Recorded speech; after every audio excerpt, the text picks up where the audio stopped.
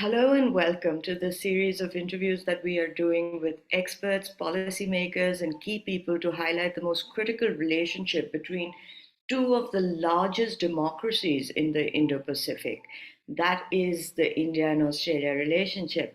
Today we have with us Jay Hira, who is a very important voice in the field of cybersecurity and cyber transformation. Currently, he is the Director of Cybersecurity and Cyber Transformation with Ernst Young.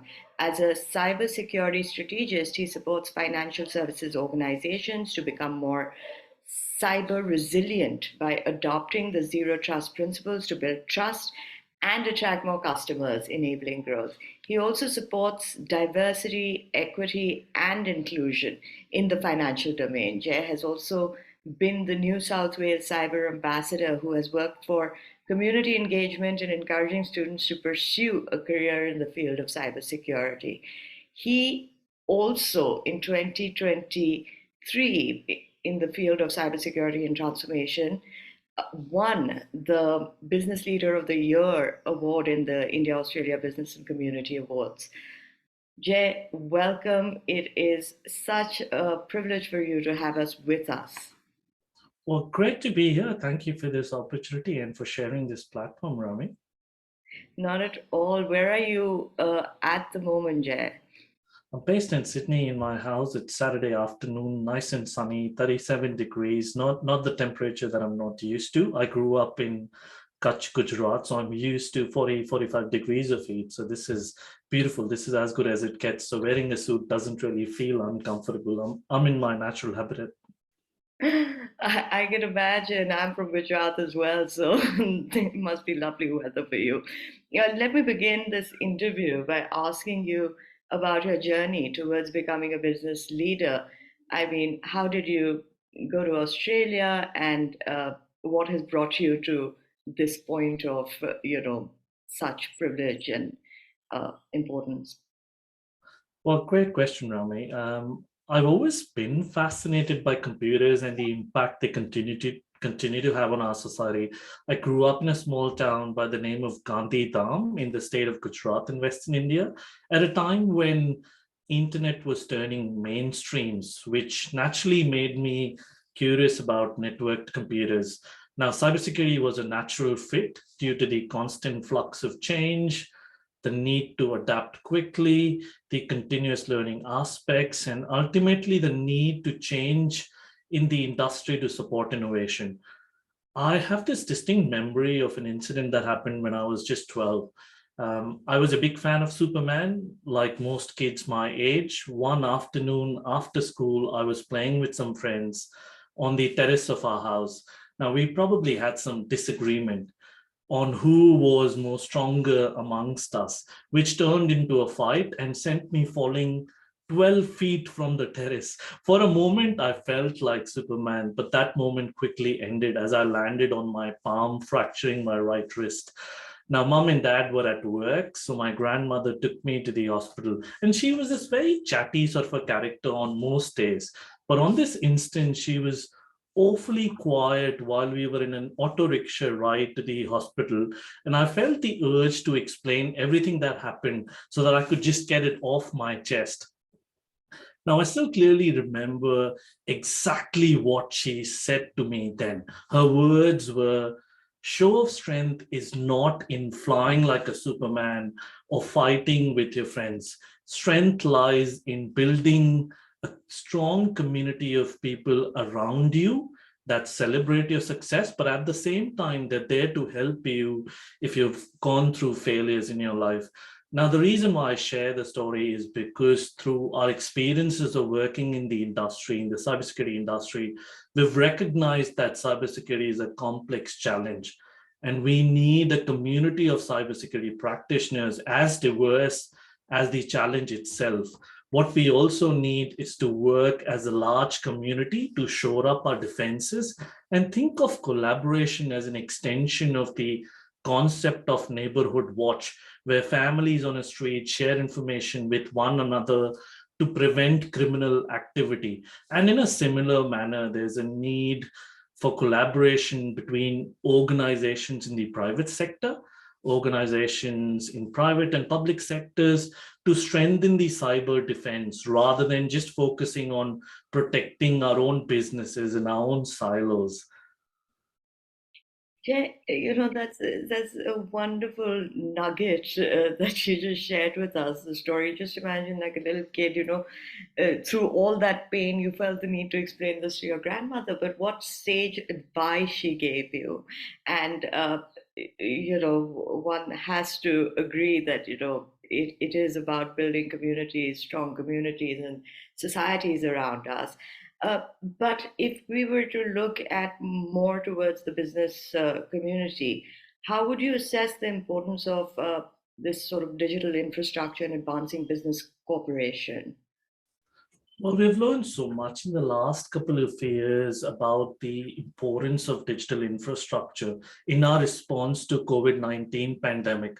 Countries with high quality digital infrastructure have navigated through the negative economic impacts of the COVID-19 better than those that did not have affordable and easy access to internet services, which enabled the population of the country to continue to work, study, connect, and socialize, all of the basic needs of every human being in a COVID safe manner from the comforts of our own homes. Now, the scope of digital infrastructure isn't just limited to the internet backbone of the country, but it also extends to or expands to the rampant adoption of the cloud computing worlds. Now, our world has become increasingly interconnected as we've continued our journeys towards the digital first future. Technologies like Internet of Things are facilitating the free flow of information through supply chains across the borders, enabling greater collaboration and greater interdependence between countries. Now, this presents businesses with enormous opportunities for growth and prosperity, much like the period after World War II, when globalization enabled the free flow of people, capital, and goods across borders for collective growth. Now, while this presents a period which is very, very similar to what we went through after the World War II, the greater potential for growth is fantastic, but at the same time, a lack of rigor in cybersecurity practices can also lead to greater risk than ever before. So I think I just want to caution that the more interdependence and the more sort of enlargement of the ecosystem also means that an adversary can navigate laterally from one system to the other, from the IT to the OT, from one country to the other. And we've got to then make sure that we have safe and strong cybersecurity hygiene and practices. Quite right. You mentioned COVID and the pandemic. The time of that, India did fairly well with its digital infrastructure, and during that time, our digital infrastructure really was supportive of the situation that the world found itself in. But obviously, like you said, there are dangers lurking about. So when it comes to cybersecurity, what, according to you, are the major challenges existing in this domain? Uh, Maybe you could also tell us a little bit about, with an example of, let's say, India, which is fairly new to such a large digital infrastructure, but it seems to be a very robust one. Definitely. So I think anything that I share here is going to be applicable anywhere in the context of India, Australia, any country. Now, cybersecurity to me is a constantly evolving puzzle with layers of complexity. We've known through our experiences that diversity and collaboration are two critical ingredients that foster creativity and innovation, which in turn supports solving complex problems. Now, let me expand these two elements of diversity and the collaboration in the context of cybersecurity. With so many moving parts to cybersecurity, there is no one person that has all of the answers. And if we bring in an A team of people with similar education, experiences, and viewpoints, they're likely to have similar biases and therefore similar sort of blind spots. In a way, they solve the problem. In many cybersecurity environments, this is the issue that we face. It is only when we bring together a diverse group of individuals with different ethnicities, academic backgrounds, ages, genders, and life experiences that we get a more comprehensive approach to solving the problem at hand. Now, that addresses the diversity element when it comes to solving the cybersecurity puzzle. Cybersecurity is turning into an unfair fight. I call it out as an unfair fight because the bad guys or the adversaries are collaborating and innovating at a much faster pace. Whereas if you look at us, we're all trying to just defend our own businesses in our own silos. Now, the problem is again collaboration, and which is what I briefly touched on. We've got to be able to make sure that there's incentives for businesses in the private sector to collaborate with each other within the industry. Between there needs to be collaboration between the private and the public sector. Now that addresses the collaboration element. I'm going to just quickly wrap up. As an industry, we're making positive strides towards both the elements, diversity and collaboration, but we can't afford to be complacent now, and let it go. And we've got to continue making these positive strides. I think those are the key elements that I feel that organizations need to think about. And in fact, the governments need to start thinking more about how do we bring in more or attract more diverse sort of talent into the industry, and also make sure that how do we incentivize collaboration so that there's not we're not only trying to protect our own businesses when attackers are collaborating, when there's threat actors that are collaborating with each other. Why can't we collaborate in the fight? So, you're also a renowned name in cybersecurity as well as business domain. How do you deal with the challenge of building trust amongst customers in the digital domain then? A great question again, Rima. My view of trust is slightly contradictory. Um, I think trust to me does not come by default and cannot be built. Trust almost needs to be earned. Now, customers have tendency to gravitate more towards businesses that offer transparency in their cybersecurity, their privacy and consent management practices. Strong cybersecurity hygiene and good privacy practices are turning into a competitive advantage for businesses that demonstrate these capabilities through their actions. Just like brushing our teeth twice a day and flossing are integral to oral hygiene. And we don't necessarily talk about these things with each other, but these are a number one priority. Similarly, strong cyber hygiene and strong privacy practices are becoming a number one priority for businesses. And the perception of cybersecurity by businesses is gradually shifting from being a cost center to a value differentiator. And that's exactly where we want to get to. Um, all of this while in the last decades, we've been looked at as IT is being looked at as a cost center. Cybersecurity being a part of IT is also being looked at as a cost center. We've got to start looking at it as a value differentiator and start investing more in order for us to then continue to sustain and grow businesses. Mm. Yeah, let me also throw in a question here about, apart from the business domain, the larger security. We obviously, this is a series of key interviews with people who are very relevant to the Indo-Pacific. So, in the Indo-Pacific, what do you think large democracies like India and Australia need to be wary about when it comes to defense and security, and the impact that lack of cybersecurity can have? Well, I think cybersecurity basic hygiene is what we need to start being more transparent. So businesses across these two nations need to start being more transparent about their investments in cybersecurity, start sharing that in their annual reports.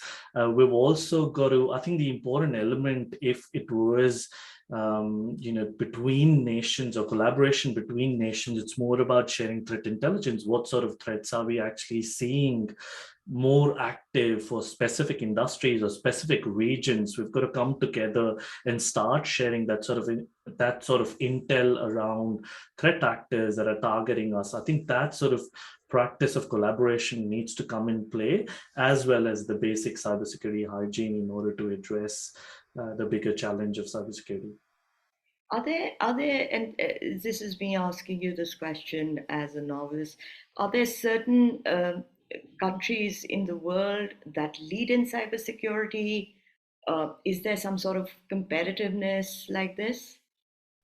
Well, there isn't a competitive index between countries on who's leading in their efforts, but it's more of the awareness of how do we start from the top?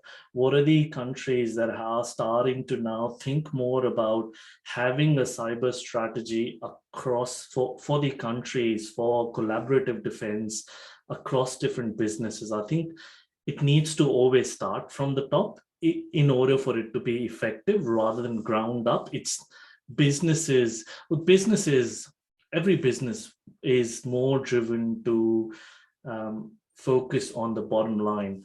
And we cannot then have more obligations of investment in cyber, sharing of threat intel, and all of those, and which is where it needs to almost come from the top, and smaller businesses need to start getting more support on strengthening their cybersecurity practices. So I think there isn't an index to answer your question, Rami, but I think it's more to do with how do we continue to do with what we've got, and how do we make leverage if it is top-down approach to cybersecurity.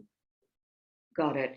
Uh, Jay, thank you for being very comprehensive. But let me come to my last, question to you. How do you place cybersecurity and cyber transformation in the larger bilateral relationship between India and Australia? Great question again. Well, the Indian community in Australia continues to grow both in size and its importance. The bilateral relationships between the two nations is beyond just the common love for cricket or hockey, or for the fact that Indians are the second largest migrant population in Australia. The relationship is underpinned by shared values, like you said, the largest democracies, and a shared vision for an open and inclusive Indo-Pacific region. Now, if we talk about digital transformation, businesses of all sizes would benefit through adoption of digital technologies. With improvements not just to the bottom line, but also to productivity and to scalability, and the potential to enter new growth markets and new regions that probably business never had the potential to.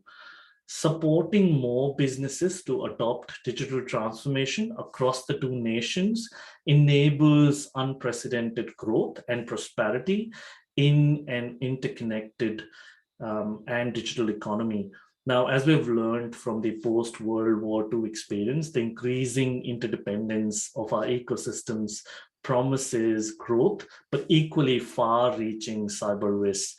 To mitigate these risks and benefit from the connected digital economies, we can take a page from the history and adopt a more collaborative approach to solving this complex cybersecurity puzzle. Thank you, Jay. That was, it was great to have you with us, and it was great for us to learn so much more about cybersecurity. I particularly, knew very little about it before I read about the work that you do and, had this interview. So thank you very much. And, I think we will have you back sooner than later to dive deeper into this. But thank you for watching the series of interviews that we're doing with key policymakers, experts like Jay on this critical, very fast developing India Australia relationship and uh, the Indo Pacific. Thank you.